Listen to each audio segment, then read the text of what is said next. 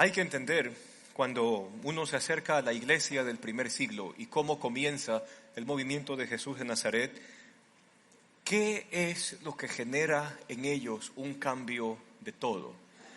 Aún hasta la forma de entender el Antiguo Testamento había cambiado. Aún la forma de poder interpretar lo que los profetas habían escrito siglos atrás, todo eso cambia con el hecho de la resurrección. A tal punto de que estos creyentes del primer siglo, en su mayoría judíos al principio, los podrían haber quizás etiquetado o denominado un movimiento que se había forjado porque estos creen en el resucitado. Y podría hablarse de que estos inician una religión de la resurrección. Pero más allá de hablar de religión como usted y yo lo podríamos entender, es más bien la evidencia. Y la evidencia que a la iglesia del primer siglo la lleva a tomar decisiones radicales para su época y para su momento histórico, solo basados en un hecho. ¿Y cuál es el hecho? De que hubo uno que caminó con nosotros durante 3 años, que murió en la cruz, y ahora la cruz está vacía porque lo sepultamos, y ahora la tumba está vacía porque resucitó de entre los muertos. Y alguien que resucita de entre los muertos, y tenemos que pensar en los discípulos, o sea, es la resurrección. Jesús se aparece en ocasiones de forma intempestiva, cuando ellos están comiendo o están conversando, se enfrentan a un Cristo que todas las puertas están cerradas y Él entra, porque no necesita puertas y las paredes no son un impedimento para Él, que come con ellos, que comparte con ellos 40 días, y después de esos 40 días sucede que el Cristo les dice: hey, los espero en una montaña allá en Galilea, ustedes conocen la montaña, vayan a la montaña allá, y les da la gran comisión, sus últimas instrucciones, y de repente este mismo grupo de discípulos contempla a Jesús ascender entre las nubes del cielo y desaparecer frente a los ojos de ellos en medio de un espectáculo increíble. El que resucita de entre los muertos puede decir lo que sea y yo le hago caso. Y yo le hago caso. Los apóstoles comenzaron a ver en la resurrección el fundamento propio de esta iglesia o de este movimiento que Cristo Jesús viene a iniciar, y que Él mismo lo dijo, que lo edificaría sobre sí mismo, sobre Él mismo. A tal punto fue el shock de la resurrección que la forma en que ellos antes leían el Antiguo Testamento, quizás como un libro de reglas, quizás como un libro de moralizante, quizás como un libro religioso propio de su cultura, ahora el Antiguo Testamento servía para un único propósito: que toda lectura del Antiguo Testamento debía aterrizar en Jesús, que el uso mismo del Antiguo Testamento solo haya sentido si apunta hacia la resurrección del Mesías que había sido prometido. Así que si alguien venía y usaba el Antiguo Testamento para crear barreras o para sentirse más santo que otro o para asumir que yo me puedo ganar la salvación por las obras que hago o las cosas que hago o que dejo de hacer, los apóstoles habrían dicho: ese es un uso impropio del Antiguo Testamento. El Antiguo Testamento halla su razón de ser solamente si aterriza en la persona de Jesús, crucificado, resucitado. Porque aquel que resucita de los muertos puede decir lo que sea. Y lo que sea que diga, yo debería prestarle atención y hacerlo. Y esa es la razón por la cual, cuando uno ve en el relato del Evangelio, uno se va a encontrar, y usted se encontró, con un sinnúmero de cosas a las cuales Jesús les dice no. Y usted se acordará que a lo largo de estos domingos, usted estuvo frente a: no temas, no te afanes, no peques más. Hoy usted va a revisar conmigo: no dudes, ¿ya? Y por eso nuestra serie se llama Los Mandamientos N, ¿ya? Porque eran cosas que Jesús decía y que solamente podrían llevarse a cabo. Son mandamientos, son instrucciones que solamente pueden ponerse a cabo si la resurrección es el fundamento y la base de la convicción de nuestro corazón. ¿Cómo no me puedo afanar? Y lo interesante de estos mandamientos N, donde afanarse, preocuparse, juzgar. ¿Cuál era el otro que usted vino acá a escuchar? No dudes el día de hoy, no temas el día de hoy. Son asuntos inherentes a nuestra naturaleza. No sé si usted se ha dado cuenta de eso, pero usted y yo comenzamos a atravesar algún tipo de conflicto o algún tipo de dificultad. E inmediatamente, ¿qué salta en nosotros? Miedo. Porque así somos. Miedo. De repente veo a alguien que está haciéndose trapo su vida y yo puedo tener la tentación de sentirme más que el otro porque yo no hago como el otro hace. Y entonces ahí viene el mandamiento de Jesús. No juzgues, no condenes, no pongas barreras donde no existen, no las inventes, ¿no? Inclusive, fíjese esto, el Antiguo Testamento, la ley de Moisés, cuando era mal usada por algunos, servía para crear estas barreras. Y por eso los fariseos del primer siglo se creían más que el resto de la población. El resto de la población era inmunda, pecadora, apestan a pecado e inmoralidad, ¿no? Pero cuando viene Jesús, sucede que Jesús trata con el pecador y más que nada el evento donde le llevan a una mujer que ha sido encontrada en el acto mismo del adulterio, ¿no? ¿Cómo hicieron para meterse? O sea, que la espiaron, que la siguieron, ¿hasta qué momento vieron? O sea, hay que ponerse a pensar, ¿no? Le hemos descubierto en el hecho mismo del adulterio, ¿ok? ¿Y qué es lo que le dice Jesús a la mujer? Yo no te condeno. ¿Dónde están los que te condenan? ¿Ya? Vete y no peques más. Arreglado el tema.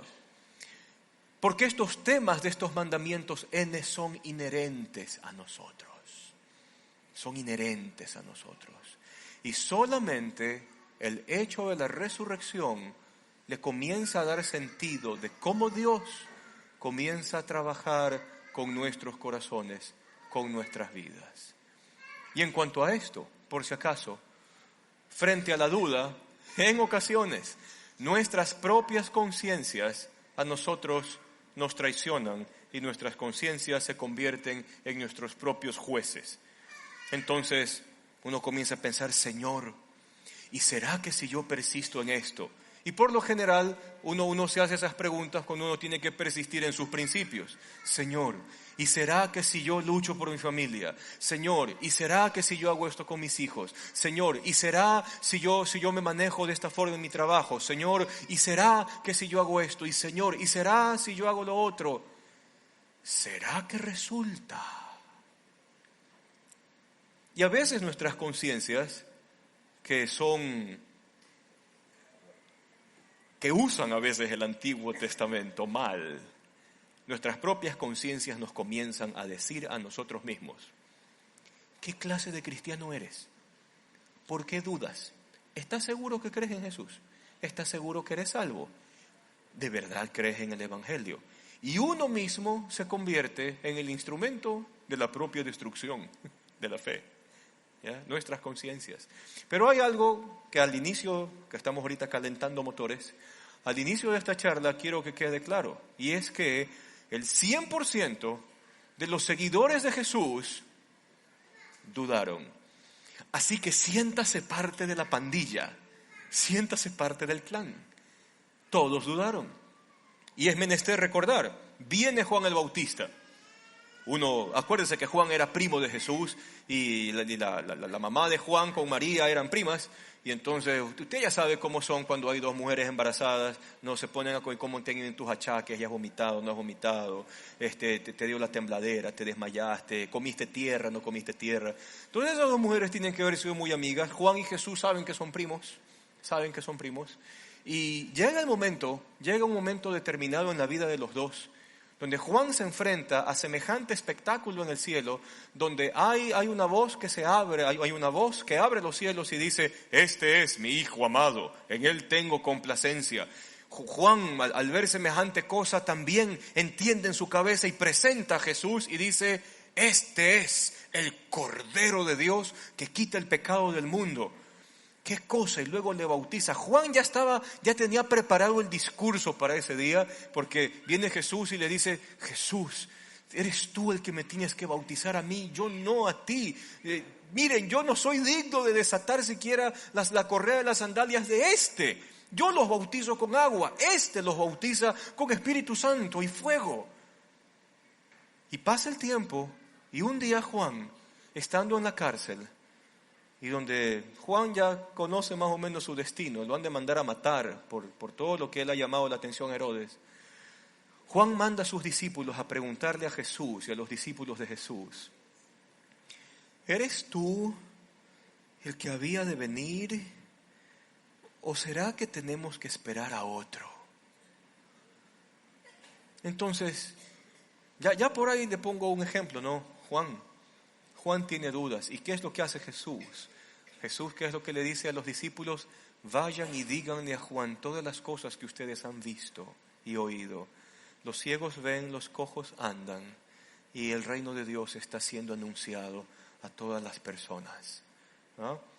Otros casos de duda uno se puede encontrar con nuestro amigo Tomás, mal visto en ocasiones, pero creo que la Biblia en el Nuevo Testamento anota las experiencias de estos hombres para darnos cuenta que aun cuando nosotros dudamos, eso no nos descalifica para seguir siendo seguidores de Jesús. Ahora usted puede pensar en Tomás. Tomás estuvo cuando Jesús le dio de comer a 5,000, cuando le dio de comer a 4,000. Tomás estuvo presente cuando Jesús tocó a un leproso y lo sanó, cuando tocó a un cojo y le sanó la pierna y pudo caminar, cuando escupió en el suelo, hizo barro, le metió en los ojos y el ciego pudo ver.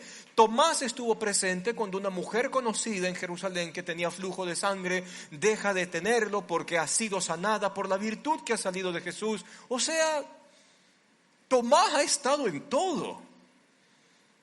Y Tomás ve que ahora Cristo ha sido crucificado, los discípulos están desalentados, y de repente en una de estas reuniones, luego de la crucifixión, entra Tomás y le dicen: Tomás, el Maestro ha resucitado. ¿Y cuál es la respuesta de Tomás? Mientras yo no ponga mis manos en los huecos de sus heridas y mire el cuerpo del Maestro, yo no voy a creer. Y de esas cosas especiales de Jesús, entra en la habitación, se pone frente a Tomás y lo único que hace Jesús es decirle: mira mis manos, mira mis pies, soy yo. Mete tu dedo y toca la herida y date cuenta que soy yo. Y entonces, todo esto que estamos comentando a la luz del Nuevo Testamento, tiene como intención, uno, hacerle ver a usted de que los seguidores de Jesús dudaron y que por si acaso dudar en ocasiones a nosotros no nos descalifica. Y lo mejor de todo es que en estos ejemplos puntuales que hemos visto, Jesús no desecha a un discípulo, a una persona, cuando tiene dudas. ¿Y por qué estos mandamientos N son tan retantes? Porque van al fondo de mi naturaleza débil y frágil. Yo me afano y me lleno de ansiedad con rapidez. Yo juzgo con rapidez. Yo tengo miedo y a veces reacciono mal por el miedo o alguna cosa con rapidez. Como también yo dudo con rapidez. Y entonces es aquí cuando usted y yo tenemos que hacer un ejercicio en el corazón partiendo desde el Evangelio. Cuando yo comienzo a entender el Evangelio, ese núcleo de enseñanzas que forman el querigma, la anunciación propia de los apóstoles, me topo con ciertos elementos que por lo menos a mi corazón y espero que a su corazón le traigan paz. Y dentro de esos elementos está, Dios mismo se hizo carne. Y eso de por sí, si bien se encierra en un concepto de misterio, pero ese misterio para mí se convierte en una realidad. ¿Y cuál es? Él entiende mis flaquezas. Él sabe mis debilidades. ¿Por qué? Porque Él mismo se hizo frágil. Su fragilidad a mí me trae esperanza. Porque Dios comienza a trabajar en mi fragilidad desde su fragilidad. Y es tan interesante el concepto de la encarnación que inclusive el autor de Hebreos puede decir, nosotros no tenemos a un sumo sacerdote que no se conduela de nuestras debilidades, sino que tenemos un sumo sacerdote que habiendo sido tentado en todo, y usted podría decir, en todo, inclusive el miedo, claro que sí. Solo para hacer un paréntesis en lo que estamos comentando del texto de Hebreos, usted se imagina a Cristo que ha hecho todo este sinnúmero de milagros y de repente llama a 3 discípulos a que lo acompañen a orar. Pedro, Jacobo y Juan, o Santiago. Pedro, Jacobo y Juan lo acompañan a orar y de repente estos 3 discípulos escuchan en medio de esa oración, Padre, estoy tan triste que me quiero morir de tristeza. Claro, usted lee en Reina Valera, mi alma está triste hasta la muerte. Entonces, creo que a veces el estilo literario hace de que uno se imagine, yo qué sé, que se imagine a Jesús parado frente a la roca y más o menos, Padre, mi alma está triste hasta la muerte. O sea, ¿quién está triste así? Preséntemelo. O sea, cuando uno está triste, mire, uno trapea el suelo con mocos y lágrimas, literalmente. Era tal el estrés de Jesús que los vasos sanguíneos de su cuerpo comienzan a romperse uno tras otro. Nosotros a duras penas llegamos a una colitis. Yo estoy saliendo de una colitis. Nosotros a duras penas nos da una colitis y pasamos en el baño todo el día. A Jesús se le rompen los vasos sanguíneos. Y en medio de esa petición de que donde Él mismo se confiesa triste hasta la muerte, vamos trabajando primero la parte retórica. ¿Ya? La parte retórica, ¿cuál es? Padre, si fuese posible, pasa de mí esta copa. Hoy siempre nos imaginamos a Jesús así. Pero si yo leo bien, ¿qué es lo que le está pidiendo Jesús al Padre? Estoy triste. Me muero de la tristeza. No me quiero morir así.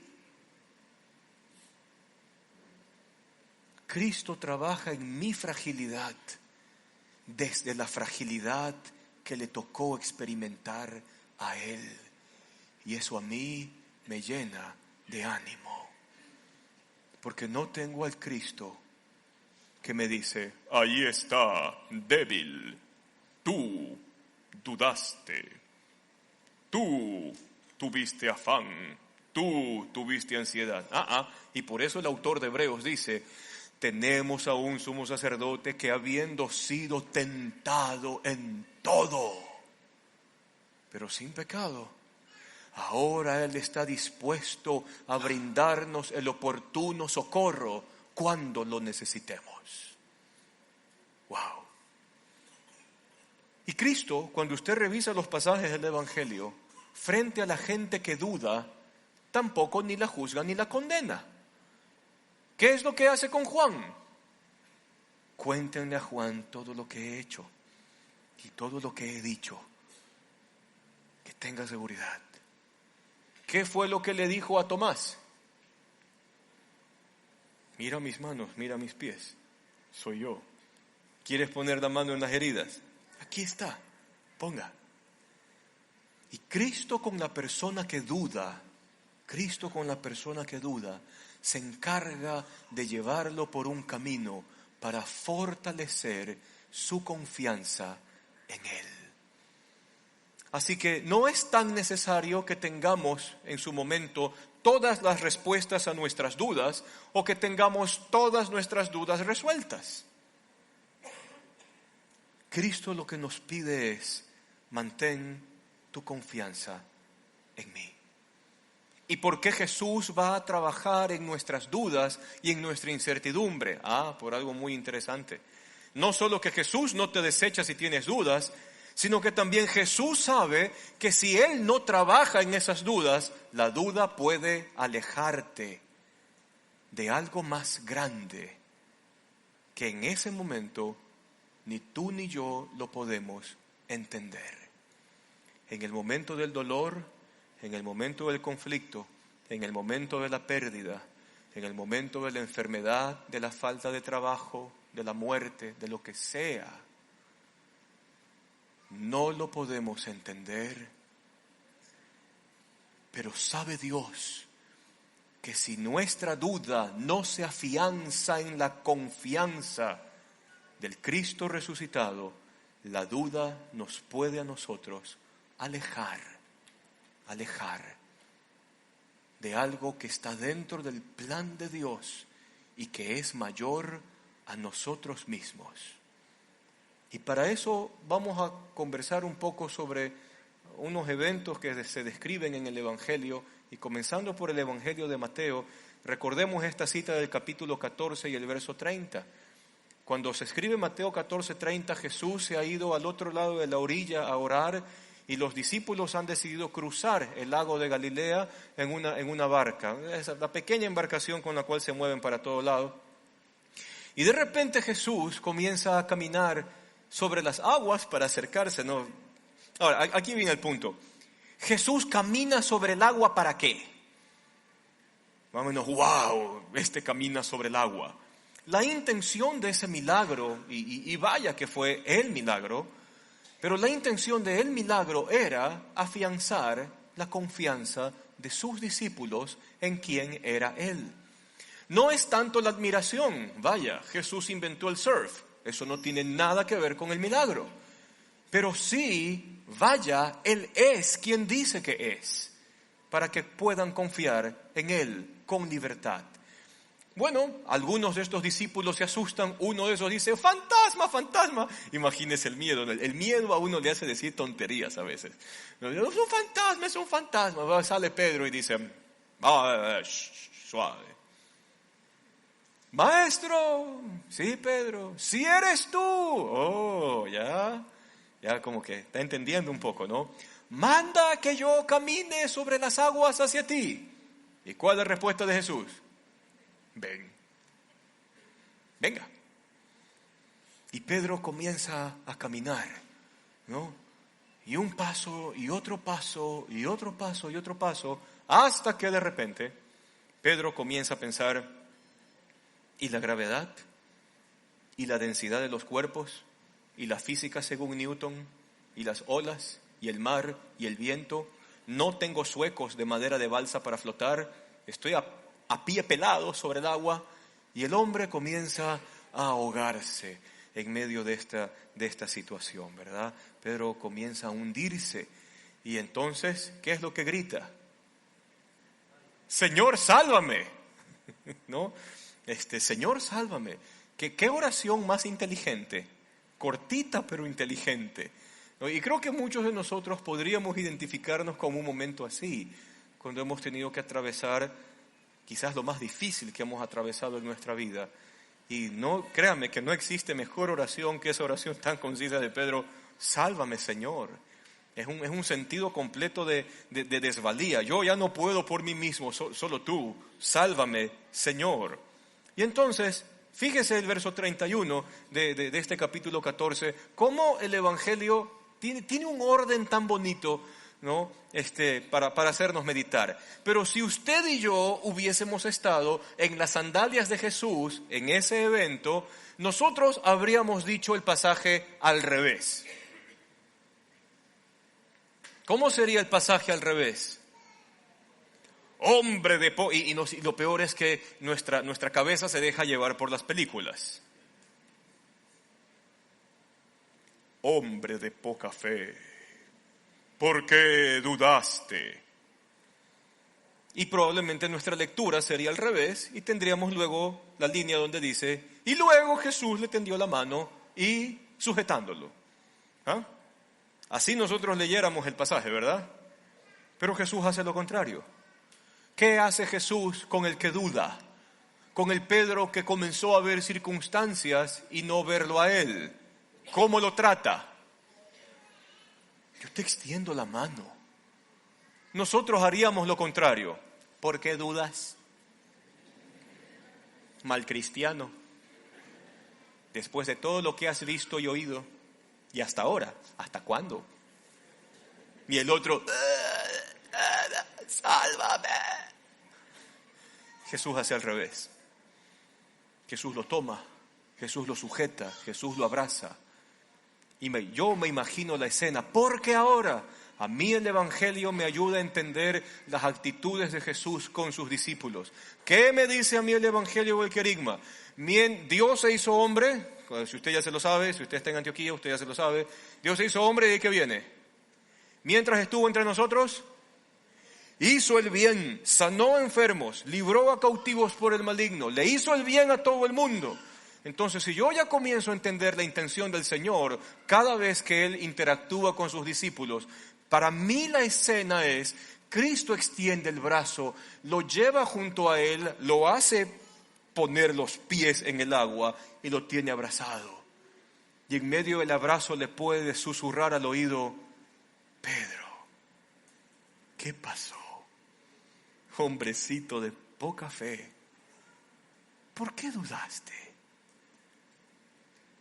Es distinto, siempre será distinto, cómo el Evangelio presenta a Jesús. Ahora, ¿por qué Jesús hace esto? ¿Por qué Jesús lo pone en riesgo de morir ahogado? Porque para algo Pedro gritó, ¿verdad? Señor, sálvame. En ese momento, los discípulos jamás habrían pensado que esa pandilla de 12 judíos se iban a enfrentar al imperio más grande de la época. ¿Usted se imagina si Jesús les hubiese dicho, cuando estaban siendo llamados por primera vez para seguirlo a Jesús, usted se imagina a Jesús diciéndole a Pedro, a Juan, a Jacobo, a Natanael, a Andrés, bueno, a toda la pandilla, y decirles, amigos judíos, nos vamos a enfrentar al imperio y le vamos a ganar? ¿Qué habrían dicho los discípulos? Estás loco. Nadie puede contra Roma. Mira Jesús, deja de enseñarte un poco de historia. Roma se enfrentó a los germanos y los venció. Roma se enfrentó a los galos y los venció. Roma se está enfrentando a los hititas y les están ganando. Roma se enfrentó a Egipto y les ganó. Nada puede contra Roma. Nadie puede contra Roma. Si los judíos discípulos hubiesen sabido el programa, el día en que fueron llamados, jamás lo habrían aceptado. Pero Jesús se encarga de en esos 3 años de meterlos en situaciones extremas, entre muerte, sanidades, enfermedades, alimento, tormentas, peligros de ahogo, solo con el fin de hacer una cosa: fortalecer su convicción. Y cuando Jesús resucita de entre los muertos, los discípulos pueden con toda seguridad decir, ahora entendemos, las puertas del Hades no van a poder contra la iglesia. Y si nos tenemos que enfrentar al imperio, nos enfrentamos. Porque el que resucita de entre los muertos, si lo logró y lo hizo y me dice que haga algo, lo voy a hacer. Entonces, hasta eso nos sirve para darle perspectiva a nuestra vida. Usted no tiene idea de todo lo que el Señor es capaz de hacer desde usted, su familia y los temas que usted tiene que decidir día a día a futuro. Usted no tiene idea, pero solo de algo sí usted puede tener idea: de que Dios se encargará de forjar su confianza en Él día a día. ¿Qué le pasó a nuestro amigo Pedro? Lo mismo que a nosotros. Cuando él comenzó a dudar, es cuando pensó que las cosas no iban a funcionar. Y vale la pena, Señor, permanecer en tus principios. Y vale la pena, Señor, hacer de ti el centro de mi vida. Y vale la pena, Señor, que mi familia se forje bajo estas instrucciones tuyas. Vale la pena, Señor, seguir siéndote fiel a pesar de que la tragedia ha tocado las puertas de mi vida. Y valga esto como un pequeño paréntesis dentro de esta conversación para tratar el tema, un poquito, el tema del dolor. El dolor es inevitable. El dolor va a tocar la puerta de nuestra vida en algún momento. Ya sea porque lo veamos, quizás en nuestros hijos o en algún familiar, ya sea porque hay algún tipo de enfermedad catastrófica, irreversible, que está dentro de nuestro propio círculo de familia. Quizás es a nosotros a quien el dolor nos ha golpeado y estamos quizás en un sentido de abandono, quizás sin trabajo, quizás sin un sinnúmero de cosas. Y usted tiene dos opciones, porque hay dos públicos, dos posibles clases de personas frente al dolor. En ocasiones hay gente que sin estar atravesando una situación complicada suelen decir, ¿por qué tal persona está sufriendo? ¿Por qué sufre tal si es inocente? Pero sucede que cuando usted va con este segundo grupo de personas, que son los que están atravesando el dolor y la tragedia, y usted conversa con esas personas que están atravesando el dolor y la tragedia, sucede que esas personas le encuentran razón y propósito a la tragedia y al dolor cuando enfocan su esperanza en el Señor. Entonces, el dolor nos va a tocar a todos. Perder a alguien nos va a tocar a todos. Pasar tensión nos va a tocar a todos. Que nos dé colitis, probablemente a todos nos va a dar colitis producto de la ansiedad. Pero el punto es la manera en cómo yo comienzo a pensar que Dios va a usar el dolor y la tragedia para hacerme bien a mí. Porque eso es parte del Evangelio. Mientras estuvo entre nosotros, estuvo haciendo el bien. El bien. Y fíjese que el siguiente versículo que vamos a mencionar nos va a ayudar para definir algo de una forma corta y confección. Mateo 21:21. ¿Qué dice el texto allí? Les aseguro que si tienen, embrague, ponga neutro y frene el carro. Tenemos que definir qué es fe. ¿Qué es fe? Según el texto de la Escritura, la palabra fe tiene implícitos dos conceptos. Y no creo que es la primera vez que se los menciono, pero vale la pena recordarlos. Dos conceptos están implícitos en la palabra fe. Y por si acaso, fe no es lo que usted encuentra en Instagram.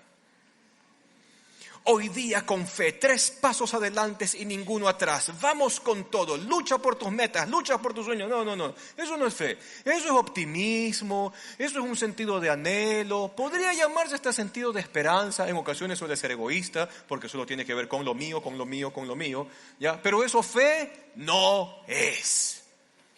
Eso no es fe. ¿Qué es fe? La primera definición dentro de la palabra fe que se usa en el Nuevo Testamento en griego es la palabra pistos. Y esta palabrita implica, número 1, convicción. Y si es convicción, tiene que haber un fundamento o una base o una creencia o un conocimiento sobre el cual se asienta esa convicción. Para la iglesia del primer siglo, esa convicción estaba dada en el Evangelio. ¿Por qué convicción? Porque si hubo uno que murió en una cruz y lo vimos, lo enterramos y estaba bien muerto y lo vimos, y resucitó de entre los muertos y lo vimos, y comió con nosotros 40 días y comimos con él, el que resucita de entre los muertos puede hacerlo todo. Entonces mi convicción descansa sobre el Evangelio, en todo el sentido de la palabra. Ahora, probablemente usted o probablemente yo nos hemos topado en algunos casos, ¿no? Y donde suelen haber ocasiones donde, pastor, ¿no? La típica pregunta, pastor, y así como con miedo, así, shh, que ni los ángeles del cielo escuchen, shh, pastor, ¿usted alguna vez ha dudado?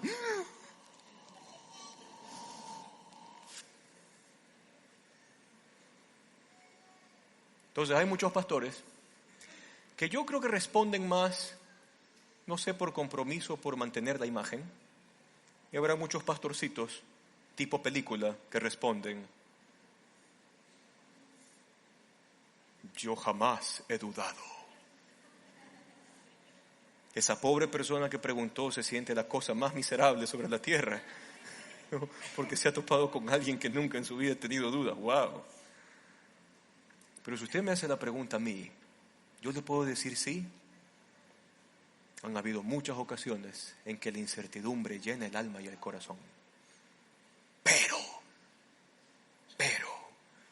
¿qué se hace cuando la duda o la incertidumbre llena el alma y el corazón?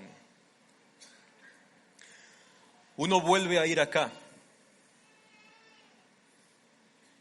y uno comienza a volver al fundamento del Evangelio, donde la cruz está vacía, donde la tumba está vacía, y mis dudas se comienzan a desvanecer, porque aquel que puede resucitar de entre los muertos puede hacerlo y decir todo lo que quiera, y yo le hago caso. Y tengo que ir a ese lugar, tengo que ir a la cruz, y tengo que visitar la tumba vacía con mis propios ojos, para que eso le vuelva a traer la convicción que mi corazón necesita. Descripción de fe, ¿qué es? Convicción. ¿Y convicción en qué? En el Evangelio, en lo que ha hecho Jesús, en quién es Él. Convicción. Y el segundo ingrediente de la palabra fe es fidelidad. Y esto es algo que Dios mismo se encarga de irlo forjando día a día.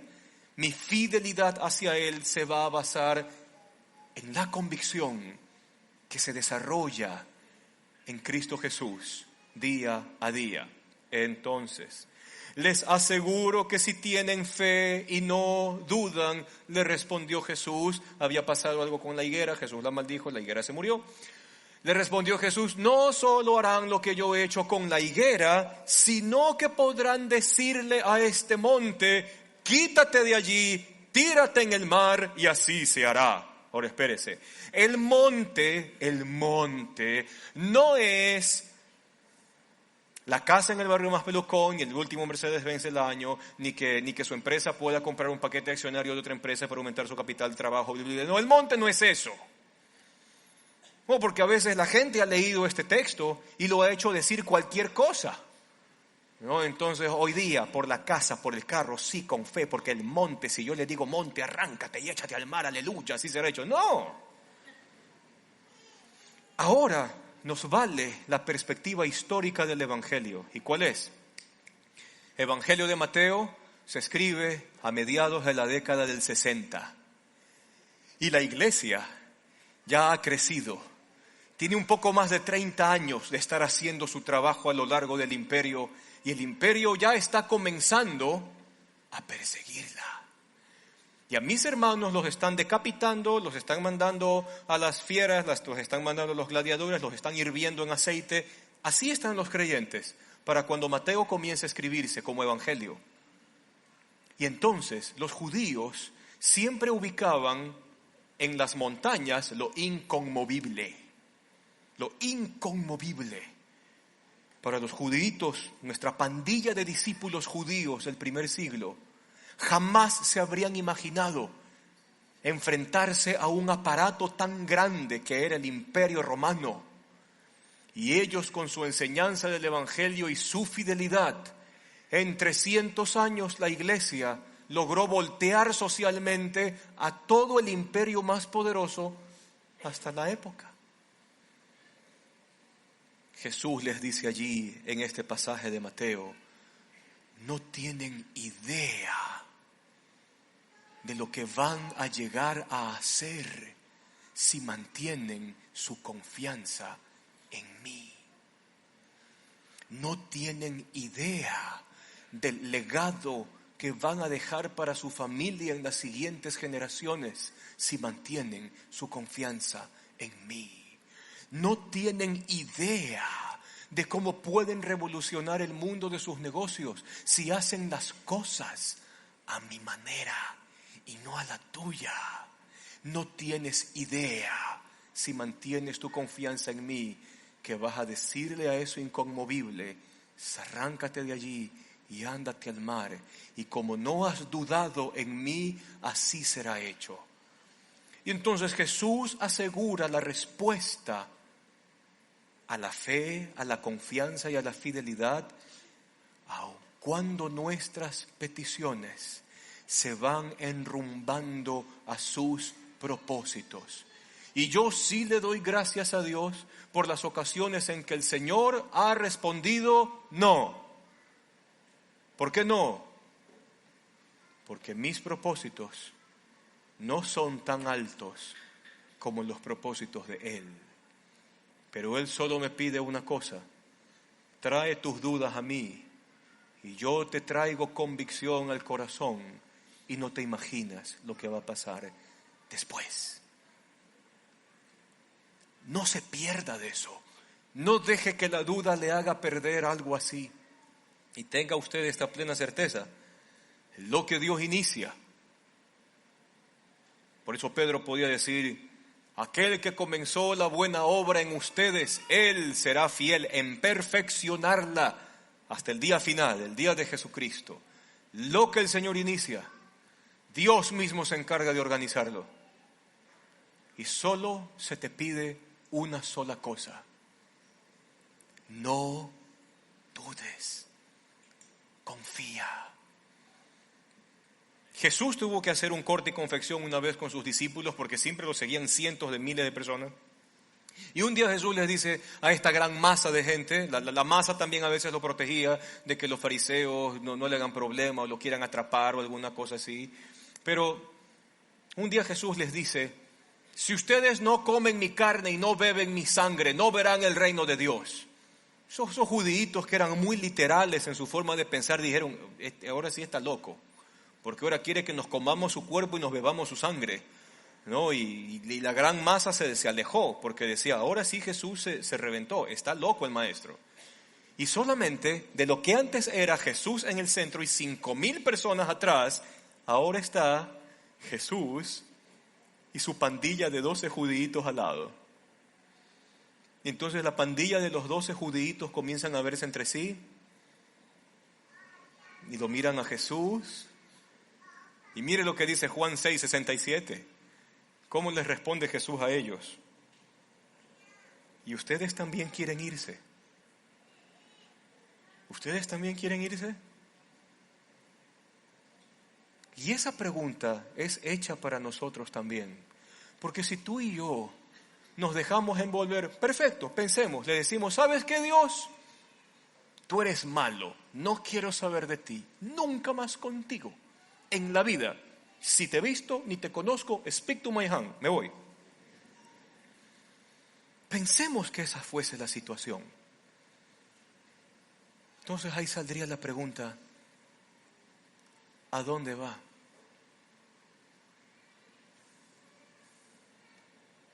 ¿A dónde va? ¿De quién se aferra? Si te aferras a otra persona, la otra persona es falible. Si te dejas ahogar por el problema, tú mismo sales destruido. Si no tienes puesta tu confianza en algo o en alguien que tiene la capacidad de poder resolver tu situación, ¿de dónde te aferras? Así que Jesús creo que encara a los discípulos en amor, así como lo hace con nosotros también a través de las líneas del Evangelio. Y también nos hace la pregunta, ¿quieres marcharte? ¿También quieres irte? ¿Y cuál es la respuesta de Pedro?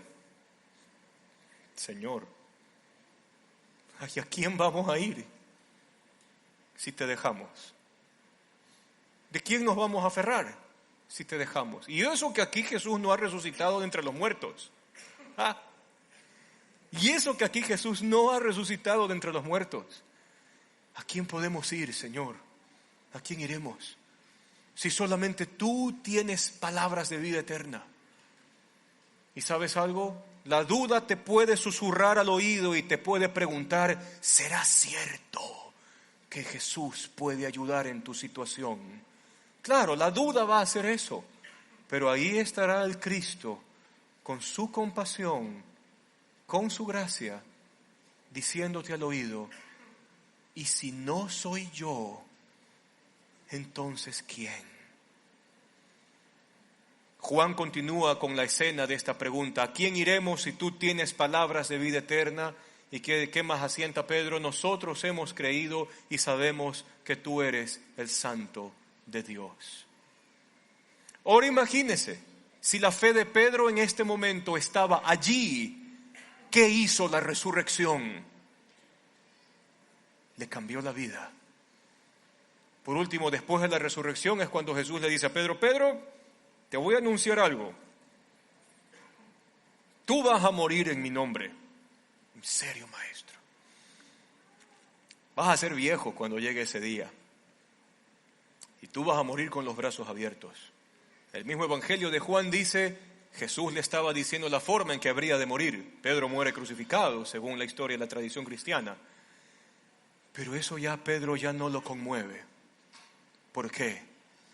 Porque sus dudas fueron trabajadas por el Maestro y pudo llegar al último día de su vida con la convicción, el que resucitó de entre los muertos tiene la última palabra sobre todo lo que acontece en mi vida. Bienvenida la cruz.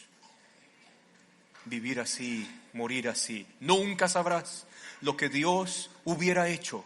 Nunca sabrás el plan que se habría desarrollado. Nunca lo sabrás si permites que la duda te aleje de lo que Él quiere hacer contigo. Mandamientos no. No temas, no peques, no te preocupes, no juzgues, no dudes. Hayan una sola base. Cristo resucitó de entre los muertos. Y el que resucita de entre los muertos puede decir lo que sea y yo le hago caso. El que resucita de entre los muertos, si logró vencer la muerte, tiene la última palabra sobre todo aspecto de mi vida. Y eso me llama a confiar en Él. Quiero que nos acompañen en una última canción. Si la has escuchado, puedes cantarla con nosotros. Y si no, ponte de pie y medita en su letra después de todo lo que hemos conversado en esta tarde ya.